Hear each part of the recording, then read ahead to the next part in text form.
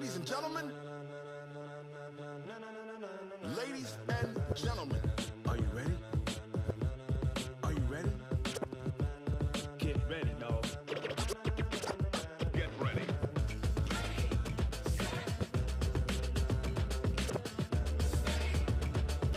Fabulous! Great! I was afraid I wouldn't know when I was supposed to start, and I forgot that you have the music for me. That's fabulous. So, do we have the QR code somewhere? Boom. And thank you. So, if you haven't, scan the QR code. Good morning, everyone. My name's Tania Browning. I don't even know if I've actually this whole time ever introduced myself when I've been the one MC. Wiggity. So, if you would please scan that QR code so that we get credit for everyone being here and record all of your awesomeness. I missed last week, and I really, truly missed you all, sincerely. Okay, I see most people got the QR code done. Let's go ahead and take a big, fat, deep breath like we usually do, right? Just to center ourselves and focus and be completely present for our presenters.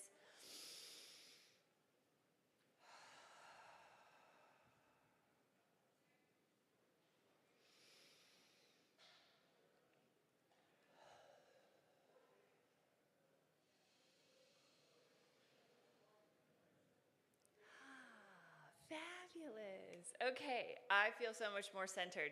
So, very exciting. We have an incredible program today, Beyond the Fences, where we talk about youth, sports and engagement and access and equity, and I'm super excited about this. I've heard the presentation, not this presentation, a different presentation. Same human, so I'm sure it's sparked with the same awesomeness. So we're going to start with that in a little bit later. I did want to just say thank you to everyone here. I have had some opportunities arise that need my attention at my city. So unfortunately, this will be my last one MC as the MC. And so I wanted to tell you all that I love you. And this has been an incredible 9.5 months. Oh, and somebody's phone just went off. So there might be a new position available. So I'll be handing the baton over to someone. I believe in the spirit of rotation and building that bench. And so it is with a little bit of sadness, a lot of excitement for what's ahead, that I introduce to you Darren, right? Were we here? Does he get walk-up music too? We can't okay, who wants to do the interpretive dance one last time? Okay, great. So interpretive dance, how are you feeling on your way up? I love this.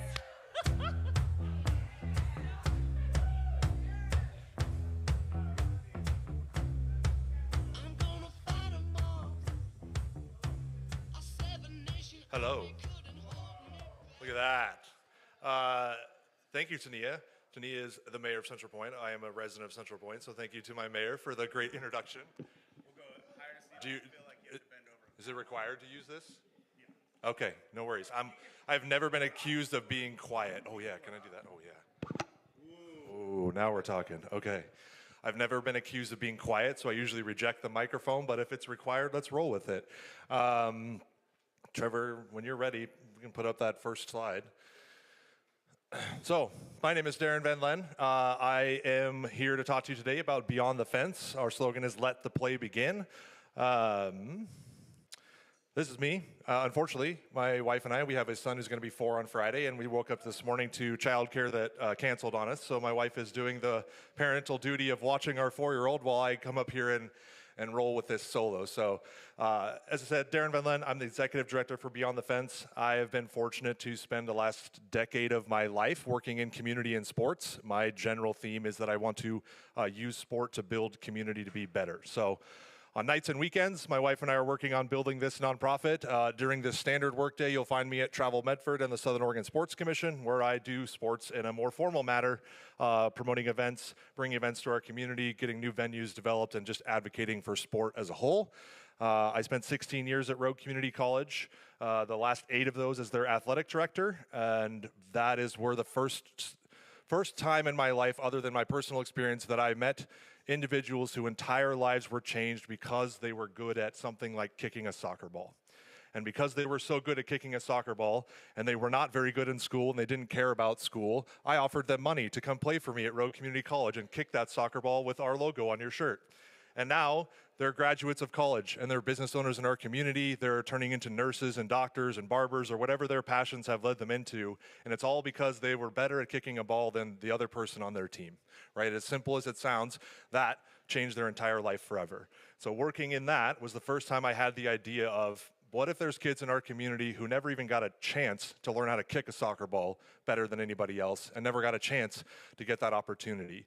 So that's when it first started trickling in my mind. And I'm fortunate to be married to a fantastic woman who has worked for the Housing Authority, has worked for low education healthcare programs, and works now as a grant manager for the Center for Domestic Peace, which is an organization that helps family members who have been in domestic violence situations. So both of us have spent our years working in the community.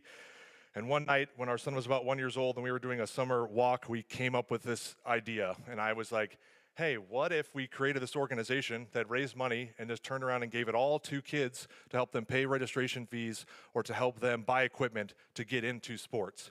And at this time, I was still the athletic director at Rogue, and selfishly, I was like, hey, if I get hundreds of more kids in at the beginning, that's better prospects I get coming out that I can recruit from my own community, right?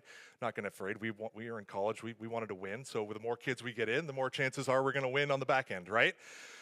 So in my hubris, I was like, hey, this is a great idea. I'm sure nobody's ever thought of it before. Then I Googled it, and Google was like, nope, actually lots of people have thought of this idea before, but nobody in your area has ever thought about it before.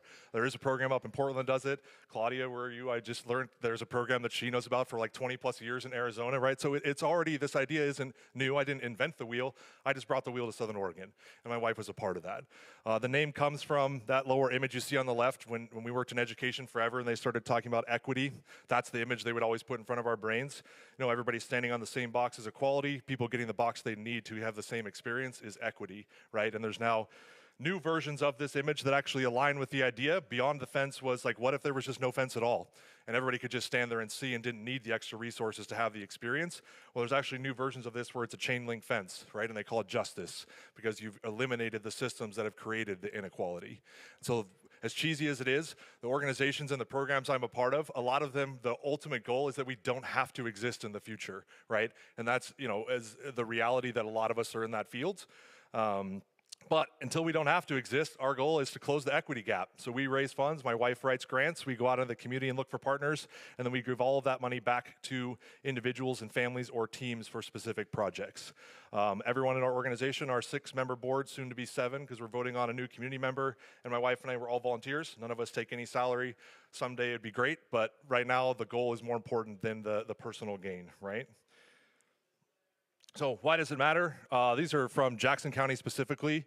Right now, that's where we founded. We're raised in Jackson County. That's where most of our resources and connections are, so we started with what we knew best. But average families pay $883 a year just for one kid in their one sport. So if you've got multiple kids and they play multiple sports, you just start multiplying that number. That's what you're looking at for expenses. Poverty rates, right, amount of children in low-income households that play sports, 38.4. Upper class is 70.6, right? So you see almost a 30-something% swing in difference between those two groups, right? And that's that equity gap that we're out here trying to close, right? Here's some of that more specific data. This is Jackson County specific, but the reality is Josephine County, the county we're in right now, you have a higher percentage of children in poverty, higher unemployment rate, higher food insecurity, and lower medium income, which means the problem is likely worse here than it is in Jackson County. And one of our long-term goals is to expand to Josephine County, ultimately to Coos, Douglas, and Klamath as well, all of our surrounding area and encompass the entire Southern Oregon region. But we believe in measured growth, which means we don't want to try to go to 5 counties at once if we can, only start beginning to help a little bit in our own county. So as we go and we get opportunities to meet people like you and build our network and build our web, that will allow us to expand into other counties. All it takes for us to do that is tell our board, this is what we want to do, and they vote on it, approve it, and we can start doing services. But before I move into new counties, I need connections in those counties to help make things happen, right? And this is one of my first opportunities, and I'll say it probably more than once. I don't know where she went, but Kim Fries, thank you for reaching out and being the liaison to get me here today. And It took me longer than she probably thought, but here I am, and I finally made it. So thanks to Kim, who big supporter of athletics when we were at Rogue, and still a supporter of sports and helping us with everything we're doing. I think I was told I had 6 minutes, so I'm going to go quick, and then you guys can ask me a bunch of questions. I'll fill in details. This is our applicants breakdown. February of last year, we went public, told people we existed. 2 months later, I learned my entire career in life was going to change, so that has kind of slowed a little bit of our growth plans. But that first term, we only had 2 applicants. One of those 2 people is a young kid named Cameron, signed a release, so I'm allowed to talk to him about him. North Medford, parents fell on hard times, which means the kids fell on hard times. Was going to have to drop out of the football program. Applied to our program. We were able to buy him all of his equipment for the season so he could play. I don't know if you know, but North Medford then went on to win the state championship this year, and he was their starting player on both offense and defense and is now on scholarship going to University of Portland, right? So although we only had 2 people that first time, one of those 2 people is one of our greatest success stories already, right? And then we got opportunities like this to talk to other people, and our applications went up from 2 to 25 in the second term and stayed pretty consistent going into our spring term, which means we helped in total 158 individuals during the first school year that we've been active in helping. So super proud of it. It's a small impact, but I firmly believe that in the wave theory, you drop a rock on one side of the pond, that wave will eventually get to the other side, right? So if we can do our part here, who knows what one of these 158 kids will do in the next 10 to 15 years of their life, right? So these are some of the organizations that we've worked with and supported: Ashland Volleyball, North Medford, the Medford YMCA, Soft Pitch, soft pitch, I don't know, that's fast pitch softball is what I was trying to say. Southern Oregon Kings. Southern Oregon Kings is a fantastic youth basketball league in the Eagle Point area. It's a couple who both had kids, got together. I think they have like 10 kids now combined. One of their family members passed away. They adopted those kids in. They're just those people who spend all their time, their entire league, 9 out of 10 kids in that league qualify for every service you can imagine, right? And so they have been a huge, we've been able to help them so much that they've added more teams to their program so they could bring more kids in. We buy them uniforms and help pay for fees and things of that nature. So really great story of people who were already doing good work, learned about us, and now their workload has been able to increase because we're helping them with financial assistance. General sport breakdown: if you're in sports, travel ball is usually where your money goes, which is volleyball and basketball is a big part of it. And then we have, some of the field and track sports as well.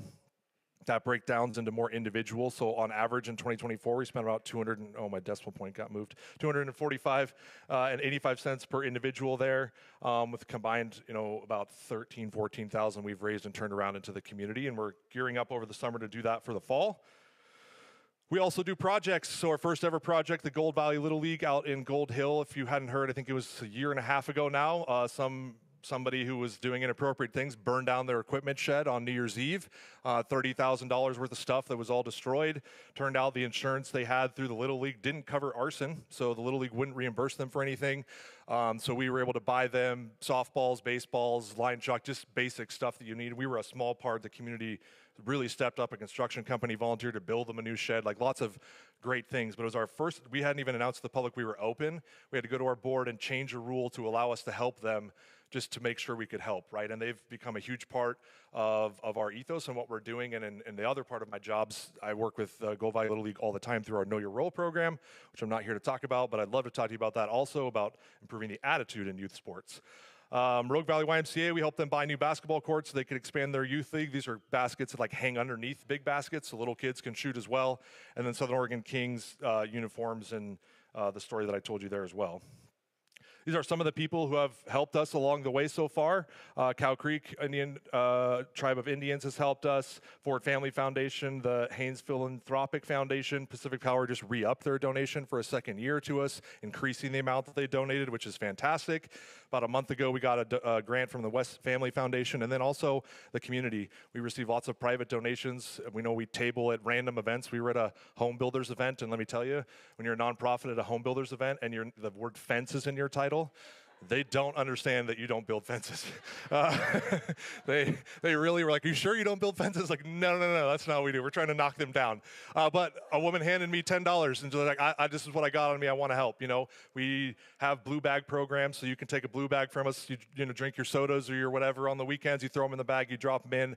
Every bag's about $8 to $10, and that goes straight into our account. Again, we just turn everything around into helping the community. Long term, this summer we're working on actual more physical, traditional style fundraisers. We've got business partners who are going to do fundraising days for us. I'm working with Kim, and I saw him in here earlier, Jonathan, and Noah Hortzman, owner of the Golf Garage, to do a fundraising event on site there. We're also, as I was talking to Claudia about, one of the things we're working on too is a gear swap program. So a lot of people buy really expensive gear. You can't throw it away because you spent $200 for the one season for your kid to wear them, and it's like, I got to do something with them. And then eventually they're just still sitting there. So we're going to start organizing ways for families to just coordinate and swap some of that expensive gear, especially in things like football, baseball, where you're always growing and you need new gear, usually year after year. And fundamentally and primarily, we're always going to be focused on how can we help more individuals and families. That's going to always be the primary goal. But one of our futuristic goals, if I can make everything happen, is we would love to launch free sports leagues. So leagues that have a certain number of kids, organized for 8-week seasons that would have no fees associated to it. We would raise all the money, and I would use my connections that I've had in sports forever to find officials and do it, so kids can get an opportunity to find out if they even like this opportunity, right? And that is one of the things I've been fortunate is was fortunate to go to school and get a good education and learn about the fact that I have been given an opportunity to create opportunity, right? My luck of being born where I was born and the family I was born to and the makeup of who I am has given me opportunity in life that other people don't necessarily get. And so I've been fortunate to be awakened to that about 20 years ago when I started working in community and support and trying to build community. So my goal is, can I use my opportunity to create other opportunity? I firmly believe in the rising tide raises all boats mentality, right? Firmly believe in that. And so that is what Beyond the Fence is. That is what we do. And our goal, right, is always to get out in front of people and talk. We believe in networking. We believe that the bigger the network you build, the bigger the web you build, the more weight you can carry, and the more people you can help. So when somebody like Kim, who I trust and believe in, says, come up to Grants Pass and talk to a bunch of people and let's see what happens, I'm in. So I appreciate your listening to me. I appreciate your willingness and openness. And if you're here, you probably care about your community and care about doing things in your community. So I appreciate that you lead and wake up every day with that mentality. And I hope I stuck to 6 minutes. I have no idea. But now's a great time to ask me some questions and I can fill in more info.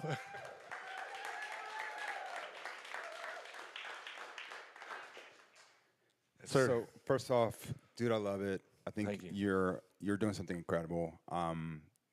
That's a lot. So appreciate it. What would you say would be your next the next 5 moves that you'd make in order? And you kind of mentioned some of them, but like next 5 moves in order for you to bring this amazing program to Josephine County.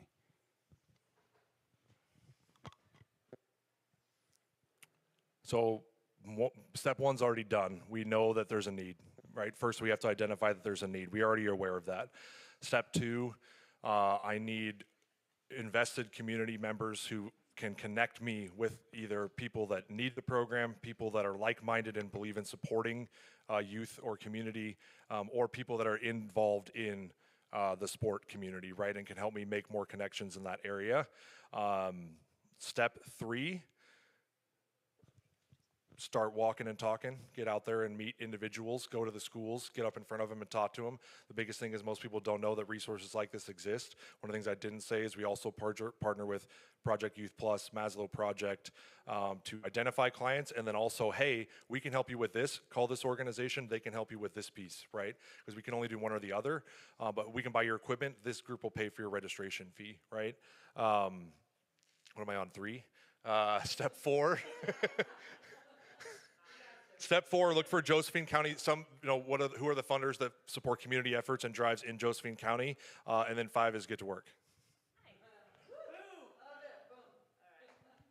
Hopefully that answered your question. Hello. Yes, My name's sir. Daryl. My Daryl. question for you is real simple. You told me you're not taking a paycheck. That's correct. So what are you doing to keep yourself motivated in this time before money's even a thought to happen? And I hope I said that right. No, I get it. And the West Family Foundation, when we had to go in and do like an interview, they had 10 people around there, and one of them was an accountant. He's like, I'm looking at your numbers, it doesn't make any sense. And I was like, yeah, what we do doesn't make any sense if you look at it in a traditional business model. We're always underwater, quote unquote, because our goal is we're going to raise this much in this year and then we're going to try and give it all away, which is not a great business model if profit is your goal. That's why they called it non-profit. No, that's not true. I mean, it's going to sound really, really cliche, but I have a long list of individual people that I spent years working with that still call me and text me and thank me for the work that I did in changing their life. When I first started working in this, people told me, you will not get an immediate return on investment. Your return will come in the form of pictures of babies, wedding invites, like, hey, I graduated. Two of my original athletes started in 2017 with me, just graduated from Oregon Tech yesterday, 2 young Hispanic males from the area. Again, incredibly talented soccer. We plucked them out of Sunday League 2 years out of high school. It was like, what are you doing playing in Sunday League when you could be a college athlete? Both of them got full rides to Oregon Tech. Both of them are graduating from Oregon Tech, and they sent me their graduation photos yesterday, right? So I know that sounds super cliche, but it's also the truth. Like, I also believe that I can get the work done and that in, say, 10 years, that this will be big enough that we can justify paying my wife and I a salary because there's so much work that needs to be done. We actually can justify getting grants to pay ourselves. But we are, we're delayed gratification people. I get up and do my chores and then I have my fun, because fun is more fun when you don't have chores to think about. Hopefully that kind of gets at it. I know it's not a specific answer. No, I actually asked it because I feel like we talk about the numbers, we talk about the goal set and everything else, but we don't talk enough about the challenges. Like with my kids that have grown up, I tell people all the time they cost me more money now because I have to go to their weddings, I have to go to their graduations, and I have to drive instead of getting a massage with my wife. I'm in Cave Falls at a graduation this last weekend, Like those kind of pieces are, I guess, like when you're not talking about money as a driving factor, you're talking about the passion. I'd love for you to speak to the challenges and when you're not feeling the support and what you do to keep yourself moving. I was fortunate to spend 17 years studying in martial arts. My instructor was a PhD in sports psychology, and he was great at digging into the hardwiring of my brain. I'm what's known as an away from person. So first I start by chewing myself out and feeling really, really bad about myself. And I go all the way through to the bottom. And then I go, well, okay, can't get any worse. Let's turn around and start getting better. And that's, it's not the best process. It's not the healthiest process, but it's one that works and it gets results for me. And again, when I go right back to it, I can pull up 10 years worth of photos of individuals whose lives are better for it. And I just have to look at those photos. When I left my job at Rogue, they made me one of those big giant thank you cards, and every single athlete wrote a message about how I helped them. I can pull that out and read it, right? It literally is. And unless you are in the work of community and doing something that you may never get a direct return on, you're doing it because it makes you feel good, because you helped somebody. You might not understand like how much of a reward that is. They used to call it the second paycheck. I don't really like that because you can't go pay your bills with that emotional content. But it is true that there is a benefit to doing work that makes your soul feel better at the end of the day. And I also believe that if I do that work, that if there is a time in life where I need that assistance, those people will be there to return that reciprocity, right? Our volleyball program that we started at Rogue is almost 50% Hawaiian kids. They are begging me to come to Hawaii so that I can stay with their families, so they can take me around the islands, so they can feed me, right? And that will come back to me in life later on. And I was lucky. I was born into a family with 2 good parents who had great jobs. I had a good upbringing. I was able to get an education. I no longer have student debt. Like I'm just in a position that life has been fortunate for me. And when I became aware that that was not the standard story for everybody is when I decided to start changing. I have a sociology degree, so I was taught to look at society as a living, breathing organism and how is it affecting the people that live inside of it. And I can remember the exact moment that I realized where I was sitting and it flipped my entire perspective. It's called the flesh-colored Band-Aid. I don't know if you've heard of it, but back when I was in college in the early 2000s, if you went and found a flesh-colored Band-Aid, there was only one color that it came in, and that's my skin color. And I had never been taught to think about what it was like to be someone who would show up and that wasn't their experience. And that was just the first moment where I was like, wow, what have I been taking for granted in the way I was raised that I'm not looking at? And how can I use? And that's when I came up with the idea of being someone who's in a position to create opportunity for other people. and I just believe it'll come back to me. It's just, I've seen it happen time and time again. When a gentleman in my first year as an athletic director, he was unbelievable at soccer, and I was like, so what do you want to do with your life? He's like, I want to open a barber shop. Why are you in school? You don't have to go to school to open a barber shop. It's the only way I could play soccer. Okay, so what do you want to take in your final term of college? I want to learn how to play guitar. Okay, let's teach you how to draw and take guitar. He took that, his last term of college, he dropped out. He only took 4 terms of college. He has had a successful barber business for 20 years in White City, right? He's doing exactly what he told me he wanted to do. I see him all the time. I run into him at every soccer event that we're gonna have in the community because he's still a soccer head. But that, you know, his name's Jorge. We always called him George or Muscle Hamster because that's what he looked like. But, and every time I see him, he comes up to me and he's like, thank you for being the first person who listened to me and just said, well, then why don't you just do that, man? Why are you doing all this other stuff if that's what you want to do, right? That's it. Yeah, appreciate the question. I haven't thought through that process in a while. Just an idea. Yeah. There's was $3.5 million for a playground in San Francisco, and people gave like $500,000 towards this playground, and then some people took about $2 million of that and put it towards the general fund. And there's a whole big thing. Charities sometimes are 50% of what they take in goes to the big bosses. You're doing the opposite thing. You might consider reframing for your retirement, saying you got the passion, you're going to do it anyway. Take the money as a separate thing and go, yeah, they're handing out, Gates Foundation to whoever, handing out millions of dollars. Put some in there for you and your wife. And your future, possibly, and feel good about it. You've got the giving heart that wants to give more than anything else, and it almost feels like you're being untrue to the deal by taking money.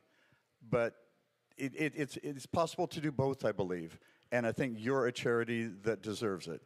Well, thank you. I appreciate that, and I don't want to misrepresent. Travel Medford pays me very well, and my wife does. Side. So we're not, you know, we are fortunate to not be in a position of great need. You know, obviously we have a child, so we're about to experience, as this guy costs, they're going to cost us more and more money over time. But I do appreciate that, and that is an ultimate goal. And we just feel, at least initially right now, you know, we raised $13,000. The best use of that $13,000 is to put it back in the community right now. Now, in a couple of years, when we're getting all these grants are returning and re-upping and we're adding new ones and the pot gets bigger and bigger, we can start having conversations for that. Our board has encouraged us to think about that. Like, you are putting in time and effort that is valuable, and you should be considerate of that. And for now, because of the situation we're in, we're able to move forward. Yeah. Quick follow-up. Yep. If you had to replace yourself and your wife, what would you pay your replacement? Well, I would replace one. If I had to pay someone, they would be doing both of our jobs, and I would probably pay them somewhere between 60 to 80 grand a year. Gee, that sounds nice. Yeah, agreed. Well, and kind of to that point, right? It's about back here. Woo! Yeah. It's about succession planning, right? Nonprofits, I've found personally, you know, we have a tendency to be in it for the heart, and a lot of the weight of the mission falls on the volunteer executive director. And so once you get to that point where you are making those funds, establishing that pay equity to replace yourself ensures that the mission can be carried out when you leave. Because that's, I think, what I've noticed a lot with nonprofits is just not being able to have those margins to make a transition possible, and then the mission has a tendency to fade out. So really ensuring that down the road you create that. And it sounds like your board's already doing that. So right on, don't feel guilty about taking money when you can, right? I appreciate it. And then the reality are, when we first started this, our first round of grants, almost everybody said no. And they were like, this idea is great, but how do you know it's going to work in your community? So it's like we needed data in our community that showed the impact, the stories of Cameron or the Southern Oregon Kings, right, and those types of stories. Now we go back and we have data in our area, and there are actually grants you can apply for that will pay for nonprofit employees to be at your organization. And so I'm lucky to have a wife who has a degree in nonprofit education and grant writing, and she has like 7 of them currently in. So I appreciate it. Promise you that there's that egg is in my head, and I would very much like to move to that direction. It's a measured growth thing for us. We just really want to use the most value where we can right now. But I appreciate you advocating for it, and let me reassure you, my board, some of them are my longtime associates and coworkers. Kim probably knows half of them. They are screaming that to us on a regular basis. Darren, I would encourage you to reach out to non-traditional sports as well. Yeah. Such as snowboarding. Yeah. Such as skiing. And I can also share with you, because I'm a Mount Ashton board member, closer to the mic? Sorry. Not used to that one. But reach out, because they also get grants for scholarships for some of those kids. And so I think it would be a good combination. And the gentleman that runs the snowboard, all the snowboard stuff, he sits on our board, and I'd be happy to make an introduction, because he actually works with those kids who can't afford it, and helps them out. And so to be able to go through another organization besides himself, I know he would probably greatly appreciate. Thank you. That's a fantastic suggestion. And one of the things I'm hoping to gain from today is that who do you know that I need to know, right? Whether they need the services, they provide services, or they want to be a part of that community building. And just to clarify, the way our language in our organization is actually written is extracurricular activities for up to 18 and under, right? So sports is where we started, because it's what I've spent a decade doing, and I have the most instant resources and people I can connect with. But there is nothing that would stop us from ultimately funding your kid to go to a theater camp or an art camp or an obscure sport or a non-traditional sport, or any type of activity that they're doing on top of their traditional schooling, because all the data and the research shows that those extra activities is what helps take those kids to the next level, and frankly keeps them busy and out of opportunities that will get them in trouble and limit their opportunities later in life too. So sports is where we start. It's my bread and butter. It's what I've been doing for a long time, but we also have the opportunity already to expand beyond that. But I will definitely follow up with you, Ann. Thank you. Well, that's what I was going to have you expand on, because when we were chatting, you had said extracurriculars, so any and everything, instruments and above and beyond. So I was going to have you expand on that, so that came naturally. Second of all, when you're talking about who you would like to meet, give us some ideas of what those people in the community look like. Coaches, give us an idea of who you want us to introduce you to. Yeah, absolutely. So real quick, just to follow up on your first thing. One, the reason is my wife, in high school, I was the kid that played every sport they get their hands on. My wife was the theater person. She plays 7 instruments. She was a mathlete. We came from 2 very different worlds in high school, which is why we settled on extracurricular activities, because her expertise are in areas that are mine. The reality is sports generally, at least initially, have a lot higher costs and turnover costs that come regularly. So to your second part of your question, coaches, players, families, community-based organizations, people who are doing work like Ann just mentioned for snowboard and ski that are already doing work, right? Rogue Valley Timbers has a scholarship program, so I met their executive director. Like, what are you doing? Where are your gaps? How can we fill in those gaps, right? So it's really, if I sat down in front of someone, I could probably find a commonality with them, but they have to be community-minded and community-focused, or be invested in the extracurricular education world of some kind, right? I can find a way to make that connection, and we can find a way to work together. I just need someone to say, hey, let me introduce you to, and then I can take it from there, right? And so yep, good, my email is up there. Shoot me emails, people that I should be talking to, help me build my list, because the reality is, my wife is from Grants Pass. We would like to expand into Josephine County, but we are running into the problem where we raise money, and then we are running out of money. So then we don't want to be in a situation where we're just turning people down because we don't have the funds yet. So measured growth, again, like we were talking about earlier. But I will talk to anybody about it. Anybody. Yeah, I don't doubt that at all. Oh, Darren, I have just one last question. So you talked about the work in Jackson County. I wanted to, 2 questions. One is, what can we do as a community to support you in Josephine County? Because we've got a lot of great people in this room, and so I want to support you. And then also I wanted to share that Darren and Shannon are very dear to me. Working with them at RCC, seeing how much they care was just outstanding. And Shannon was an advisor, and just, they're incredible humans. So these are the type of people, that we look to support and help elevate in our community, because they're going to bring the community along with us. And we're working on a project with John Madera and Beyond the Fence we had discussions about golf, and golf is very expensive, as you know. And so there's not a lot of, I don't feel like there's a lot of diversity in golf that there should be. So we are partnering on another project. So if are there any golfers in the room, we hope to partner with NOAA and offer a fundraising event, but we'll let you know more about that. But I just want to say this is an incredible incredible humans that I'm so proud to be connected to and support you. But back to my question, what could we, if you had some ask, I won't hold you to like the 4 things unless you want to, Darren, but what could we as Josephine County do to help support you? What are the 4? I don't know what the 4 things are. Oh, remember when you had the list of 4? I was going to ask 5. you. Earlier. 5. We can. From the gentleman over here. Yeah. Yeah. I mean, people power is everything. Again, to reiterate what we were talking about with Claudia over here, it's at the end of the day, we are only limited by the funds that we have. So every grant we find that relates to what we do, we apply for. If there are organizations in Josephine County that give out grants that we don't know about, that's a great way for us. If I can meet families and individuals that I can take to my board and go, here's a population that if we expand, we're instantly going to be able to help. That helps, right? Finding clients that we can actually help, meeting other community-focused organizations like Maslow's, like Project Youth, things of that nature, so we can share with them. We partner with the Medford YMCA. They're great at tracking data. So we got a whole bunch of data from them that was recent that we didn't have to spend years collecting by doing the work, right?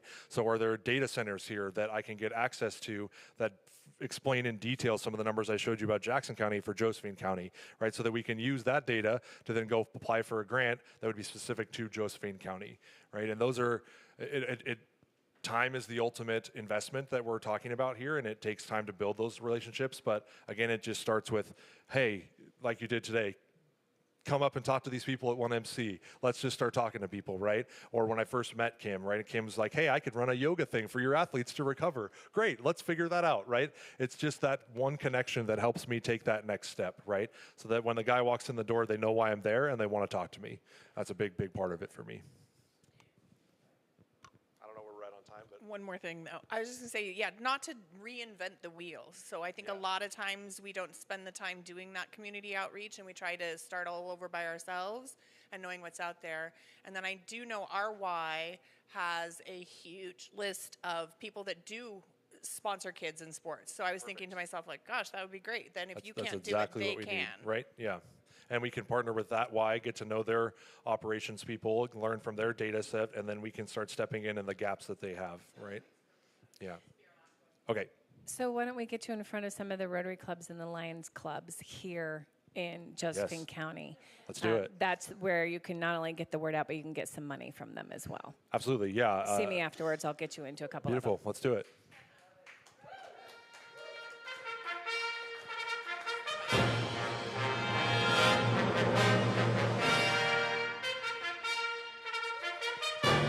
Big hand for Darren. Big hand for Darren. Well done. Yes. Thank you so much. Fascinating thing. So, as you were talking and as some of the questions were coming up regarding money, it is fascinating where that line blurs from entrepreneurship to philanthropy, and how you seem to be going at it from the philanthropic side and maybe turning it into an entrepreneurship venture at some point. But you're bringing an entrepreneur sort of spirit and mind at the philanthropy that you're doing and organizing that. And it really is an amazing project that you're doing. So thank you so much. I appreciate that. Yeah. Awesome. Big, big, big hand. Hold the mug up. Hold the mug up. The newest inductee into our Orange Mug Club. Yes, yes. You too could get yourself an orange mug if you stood up on this stage and delivered. So thank you so much. I wanted to throw out there real quick to everyone today. Do you want? Yeah, great. You're so kind. You're so kind. He's letting me keep my microphone. I want to throw it out there. How many people? Well, I think I know the answer based on the idea of why you might be here, but how many people choose to do hard things? Yeah. So I'm just going to throw it out there. Someone challenged me recently, so I'm taking the challenge. And today I've started the 75 Hard Challenge. Anybody know what that is? It's insane. Who's done it? Yeah, it's crazy. I'll tell you more soon. But the reason why I'm sharing it, I'm not sharing it because I'm like, oh yeah, like woo, like no, it's more because I want to challenge you to do something hard, right? To challenge yourself and take that each day and do something hard. Stretch yourself. Pick something that stretches your limits a little bit, as well as this other piece, which is to make it public. Right? Oh, I see a terror on some faces, like, holy yeah. But by telling people about your choice, you make it real, you make it harder to sort of back out of, right? And another piece of that, though, is you get to enlist accountability partners, people to like hold you accountable to that thing. And who has a hard time with accountability? Yeah. Well, I think, you know, some of that is something to look at too. Like, what is your relationship with accountability? And so finding people who genuinely care about you enough to support you in the hard things that you do, right? To show up for you and not cheer for you prematurely. Like, I'm not looking for anybody to slap high fives and say, good job, you're doing it. That's not it, right? But someone to kindly and caring, because they care about you, hold you accountable to the things that you say you want to do for yourself and for other people, right? So,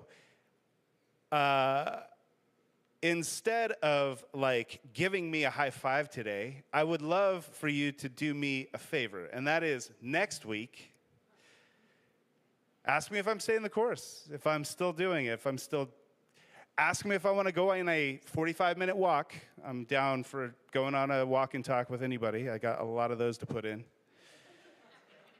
And real accountability is the best kind of support you can show to somebody else. And this is like, obviously has a big correlation to the work we do as entrepreneurs. That it's really, really hard to do what we do as entrepreneurs. To build something, to strike out on your own, and create something out of nothing and build that. And it really is not something you should do alone, which is why we have a room like this filled with people, because it's hard to do alone, and you want to surround yourself with people doing hard things too, and people to like cheer you on, but also like hold you accountable to the hard thing that you're doing. So I'd invite you all to be that for each other here in this room, week to week. And when someone says they're working on something, ask them how it's going.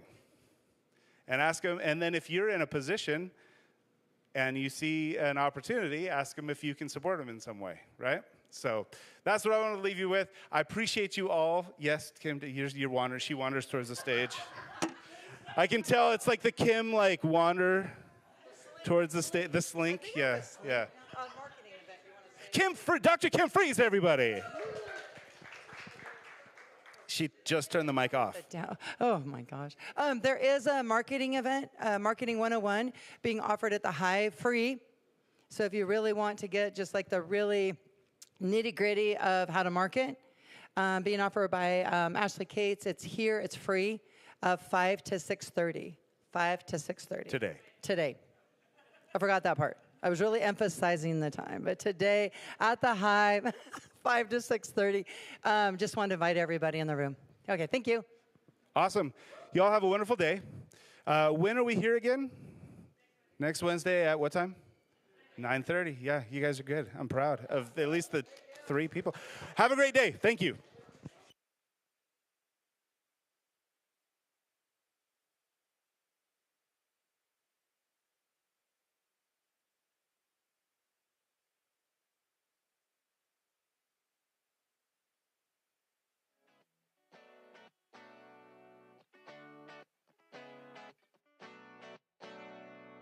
You got the funk, gets me stupid, gets me drunk.